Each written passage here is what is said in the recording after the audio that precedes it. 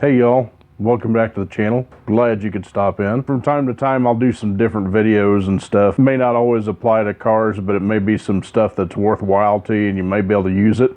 Today what we're doing is I've got a gate operator that has quit. This pertains to a Chamberlain and or LiftMaster brand LA400 residential gate operator. And what this thing did is it was having trouble. It had a couple of power outages and then the gate just quit. The arm wouldn't move anymore, wouldn't do anything. I'll show you here in the box in just a little bit what the scoop is, but it would flash. It's got a diagnostic LED in it and it would flash 2 times and it tells you that the gate arm is disengaged. What that basically means is that it's not seeing the arm or it's not seeing correct voltages.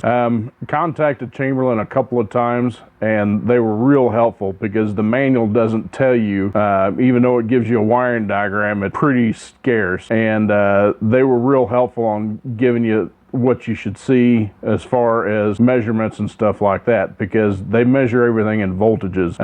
You know, you can test a circuit with doing an ohms test on it and finding out if it's got high resistance in a wire. In other words, it takes too much electricity to go through it. But that's not how they measure things there. They expect to see certain voltages on their circuits, and when they don't see those voltages, that's when it comes up with that diagnostic LED. I've got the arm off and I want to show you some things on how to test it. You can still do an ohms test on it to check all your switches and everything else. So the arm in question is this. This is the LiftMaster. As you can see, it's long gate arm and you get your model number right there, LA400.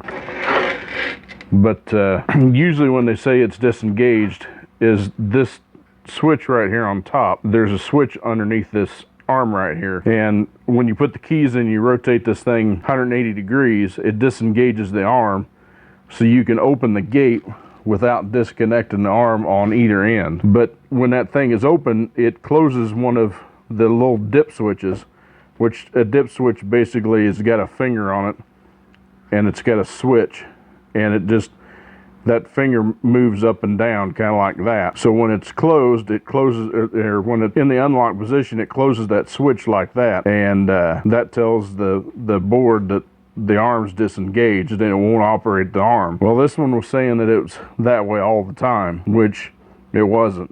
It was in the locked position like this is here. So what I have to do is start with testing this arm, and I'll show you some things to look for when you're looking at it. Of course, you want to look at your harness and everything, but I'll get you set up here and let's dive into it. All right.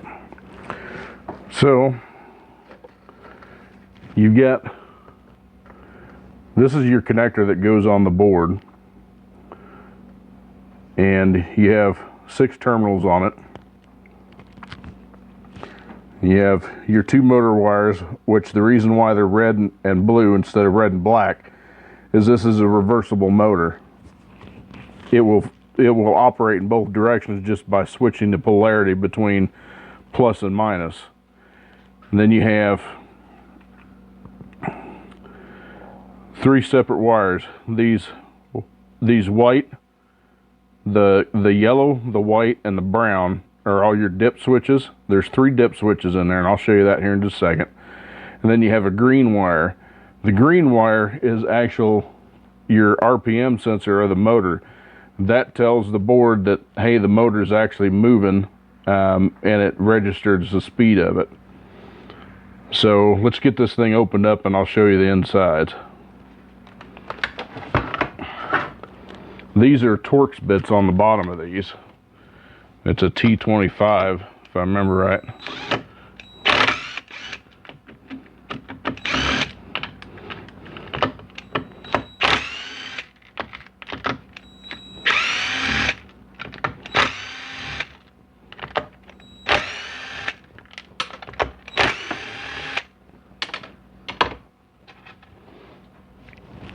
All right, let's put that right there for now.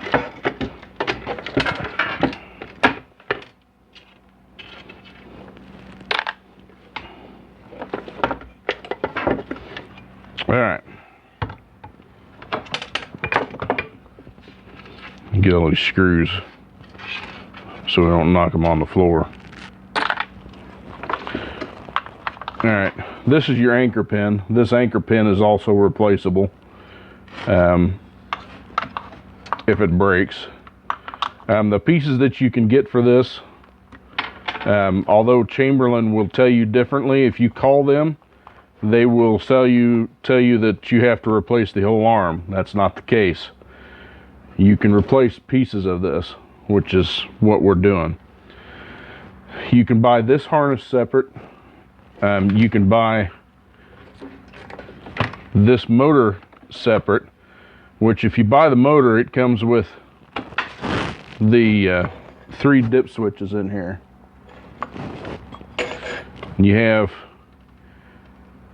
an extended limit switch here, a retracted limit switch here, and this switch here is the one for your disengage switch.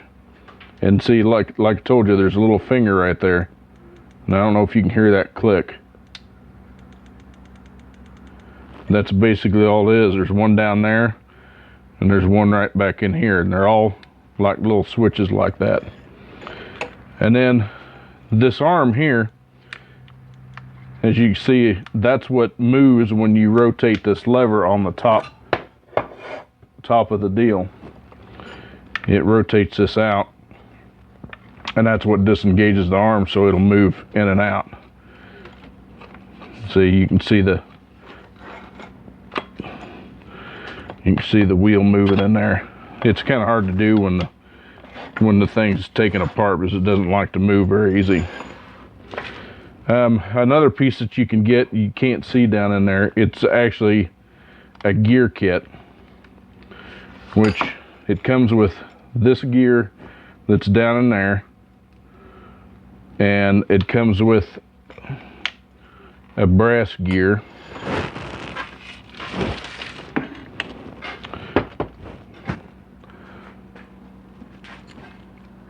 All right, let's do this and get you a little better shot here. All right, okay, you can see it. Okay, that little brass gear down in there, it wears. See how it's kind of got a concave in it, and the teeth are kind of shiny. I mean, obviously the grease is all pushed off to either side of it, so it hasn't had lubrication in a while.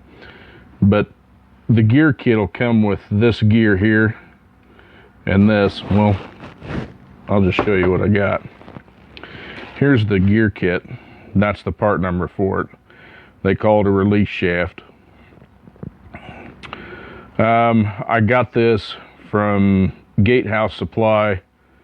It was about 90 bucks shipped to the door. It's not cheap, but it's cheap in relation to buying the whole arm.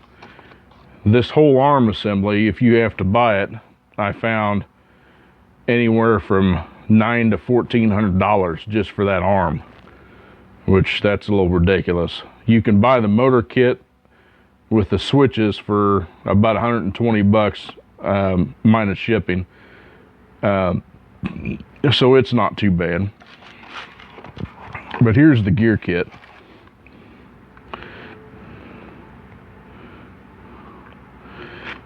It comes with a new gear, new brass gear. There's a release pin that goes in there. You got all your bushings to replace. There's your lockdown pins, and it comes with a tube of grease.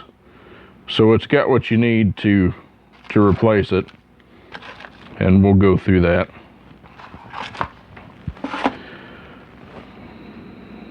So anyway, something that I did figure out when I was testing this earlier, I just wanted to show you this.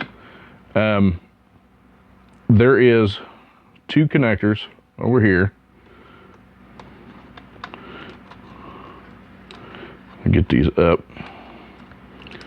Okay. You get a green and a white. A green and white and a brown, excuse me.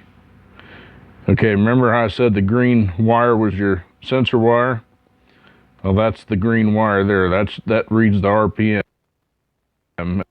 get a red and a black and a brown. And that's not going to mean anything to you, but that goes to the sensor that's up in the front of this head of this motor. When you test these switches, if you don't notice, the wires are joined together in the same terminal. So you're going to get different readings when you close those switches. To be able to test that correctly, you'll need to disconnect this sensor here, your RPM sensor, from the front of the motor to be able to get the right readings. Let me do that and get set up, and I'll walk you through that. Okay. So disconnect this one here. Now, with your digital meter, it doesn't have to be this fancy. Your meter doesn't. I mean, it just basically has to measure voltage and resistance. The only reason why I have this one is I actually do this for a living, not fix gates, but wrench on cars anyway. Anyway, set it to resistance.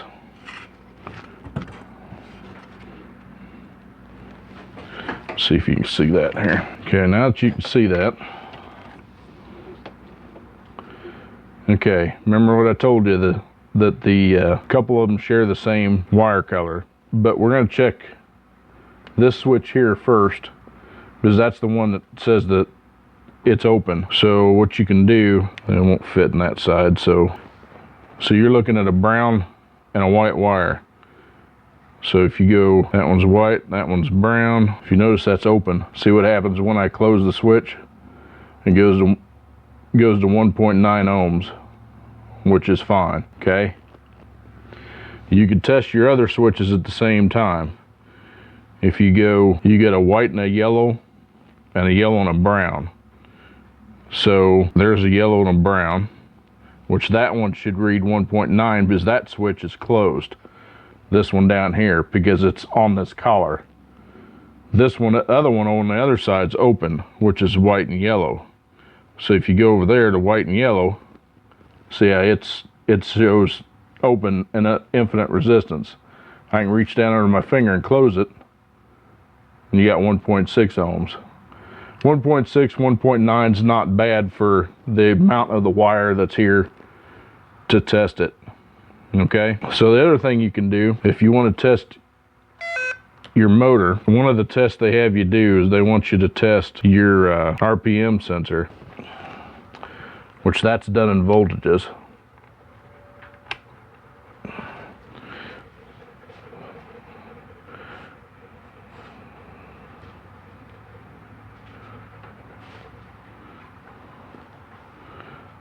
Yeah, I'm not going to be able to do it this way.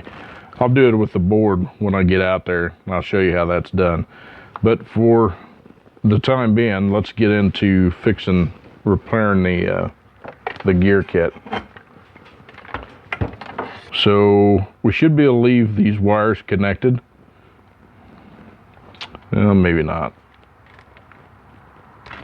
Pull that wire apart there, that'll disconnect the switch kit. Because what we're going to do is we're going to lay all this stuff over to the side. So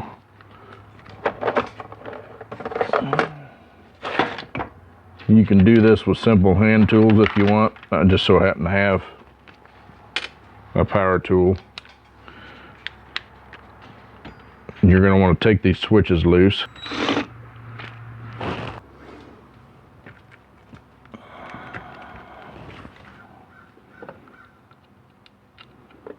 There we go.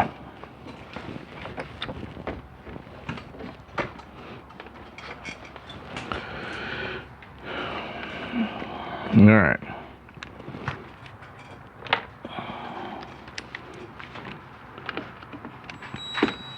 Take that switch out. And I'll just pop it off to the side. Do the same thing with these other two.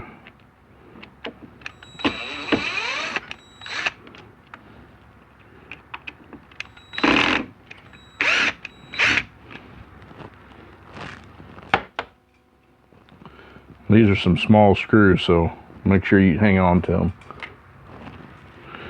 Keep them where you can find them. Okay, pull your switches out. All right, now there is 3 screws that holds the motor in.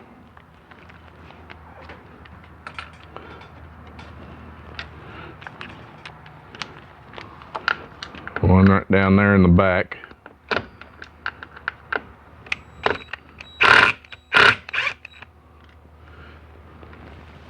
And then there's 2 here in front.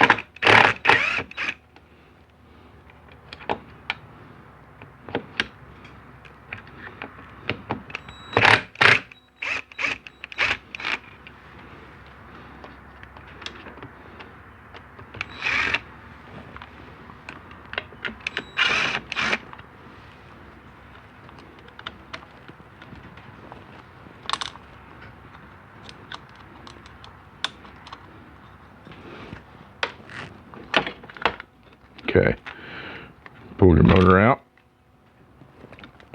and you can just set it off to the side for right now.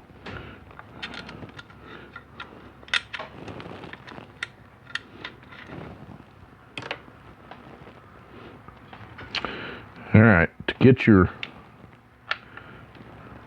gear kit out, you got 4 tiny screws.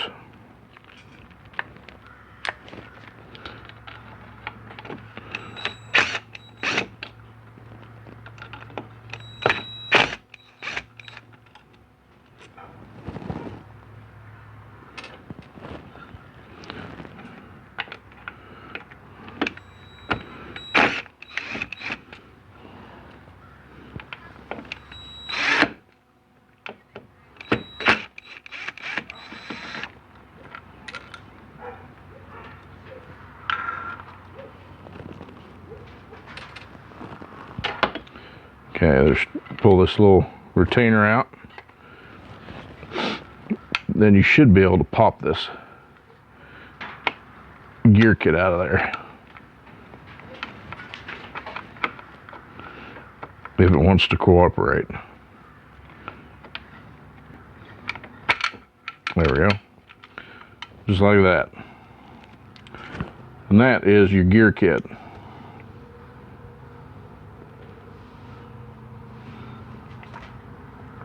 All right, if you look,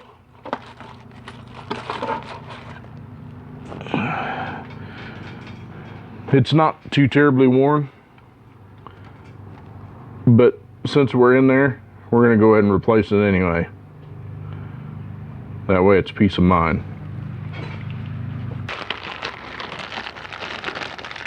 Get your bushings here.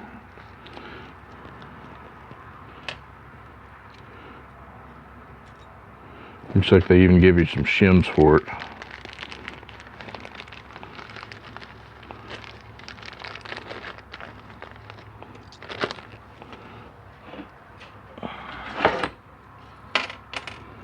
Okay. If this is get some shims behind this bushing, you want to reuse the shims. There's no shim there. We're going to want it to be a snug fit, but not overly snug. There's no shim on either one. You want to keep this pin though, because this pin is not supplied in the kit. So this pin will go in your new gear kit.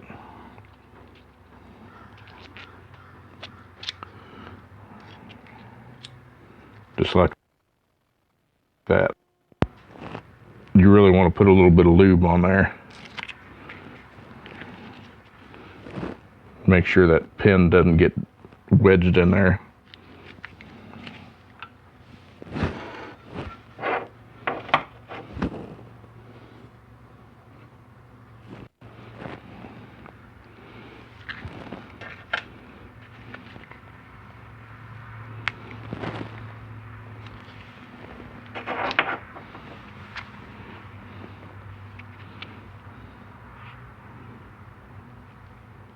It's not going to take much, just enough to lubricate the shaft.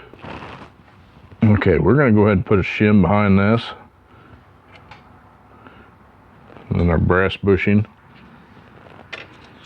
Put a little grease on there.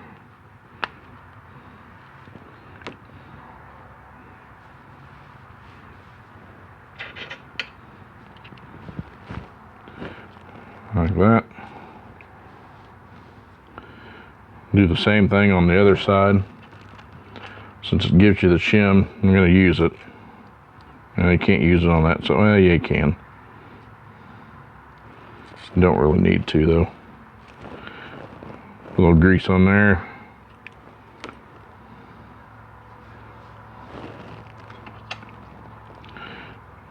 Brass ring. And this gear here, you're going to want to smear some grease on.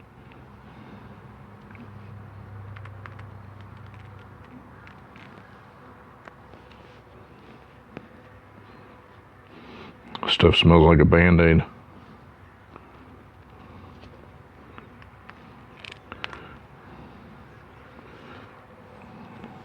You don't have to get overly carried away with the grease. A little bit of it will go a long ways. All right.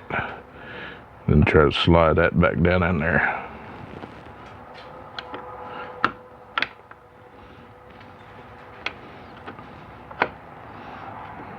Kind of like that.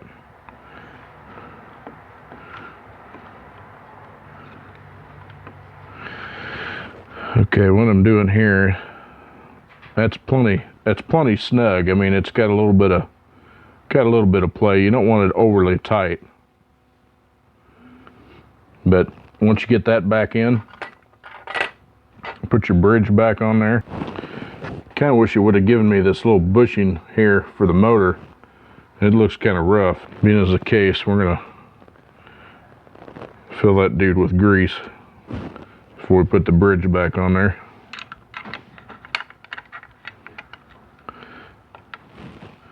And it gives you new screws, so I highly recommend you use them.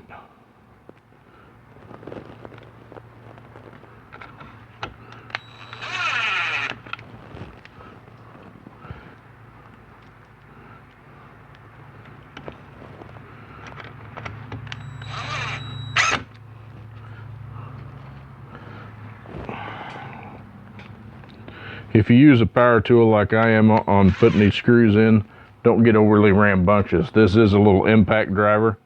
And these little bitty screws, you'd snap the head off of them pretty dang quick. So,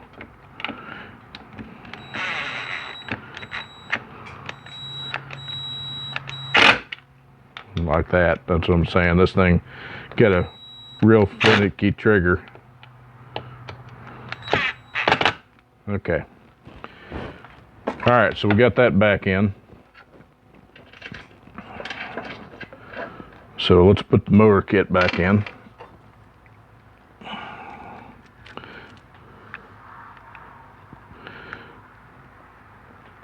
Since this has got slots on them, on the motor, we're going to go ahead and start the screws on this one side.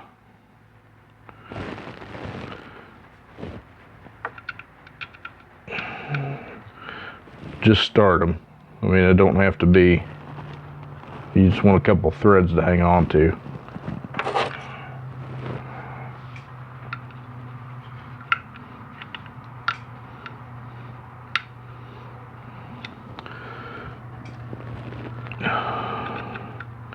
It's probably going to make it a little easier that way.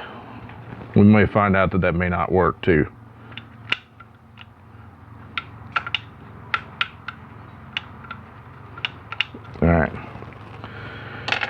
All right, slide your motor back in. And there's the end of the motor shaft there. I'll clean that old grease off there. I don't know if somebody's been into this one before, but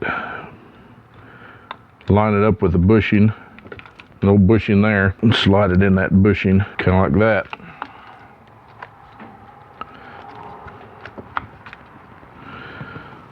Then put your last screw in at the back of the case here. All right, snug that one up.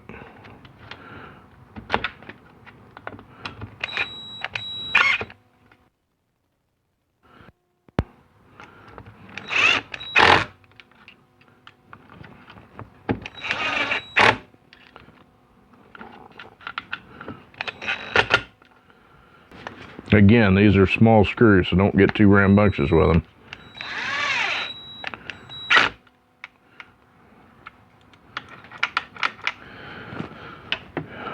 Got the one down here.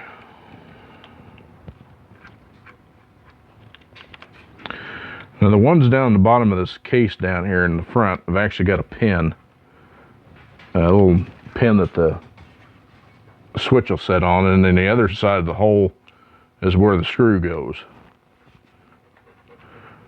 So if you try to put the screw in the wrong hole, obviously it's not going to go in there.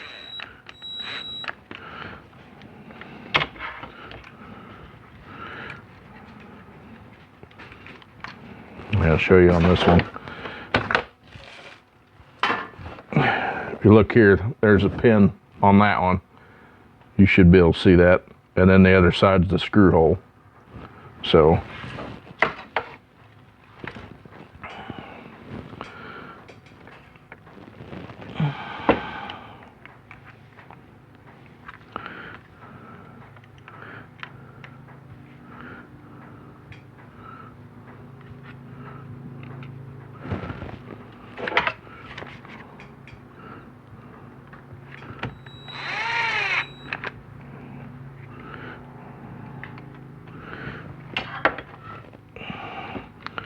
okay, one last thing before we close this up.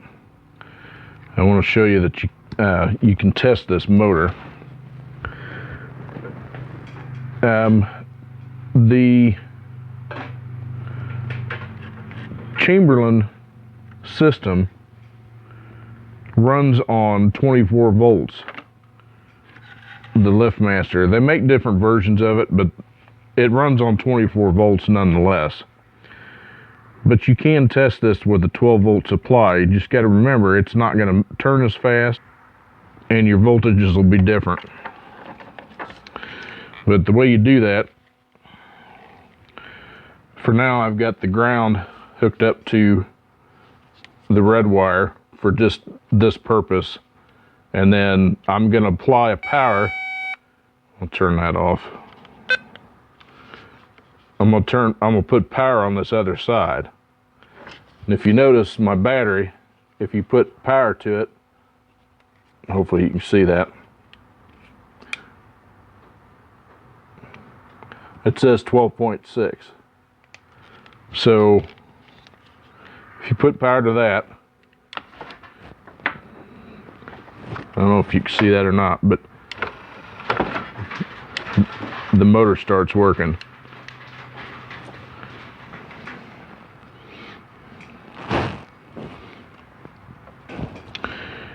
Okay, so if you so you know the motor's going to work. So you've seen it go one direction.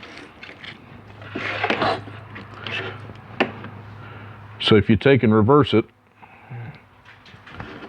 hook your ground to your blue wire and apply power to your red, your motor goes the other direction. So that's how you can test with a 12 volt. Kind of hard to do it because this shaft wants to turn. See what I'm saying? But you can at least test it to make sure that your motor is going to work.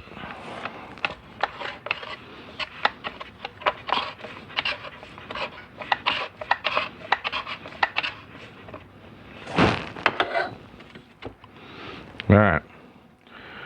So you want to stuff all these connectors back in there, but don't forget to plug in your RPM sensor or you're going to have to take the motor back apart. Plug that back in, tuck all those back in there.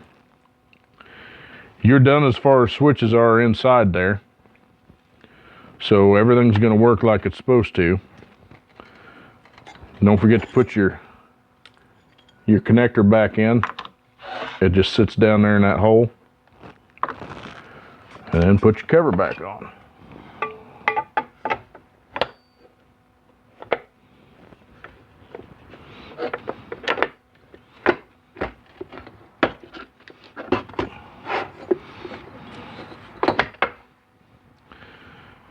This collar here has a notch in it, so if you don't have it, see how it locks? If you try to put this cover on and that thing's off, that cover won't sit down there flush. This hole should be lined up with the bottom. They do that for drain purpose, in case it gets some water in it. which it can happen, but all right, put all your screws back in. All right, just tighten them up.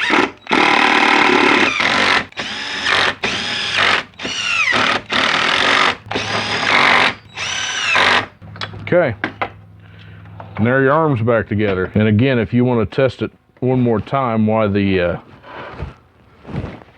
with it all put together, same thing like I said before, you know, it being as you're running on 12 volts, it's running on half current. So everything will rotate at half the speed and all your values will be half. But just taking, just like that, and you can see your arms moving in and out. You don't see it go the other way, just do the same thing, just reverse it, and your power goes to your blue wire, and out it goes. It's that simple. So that part's done. So now it's time to head out to the gate, and I'll show you how to check that out.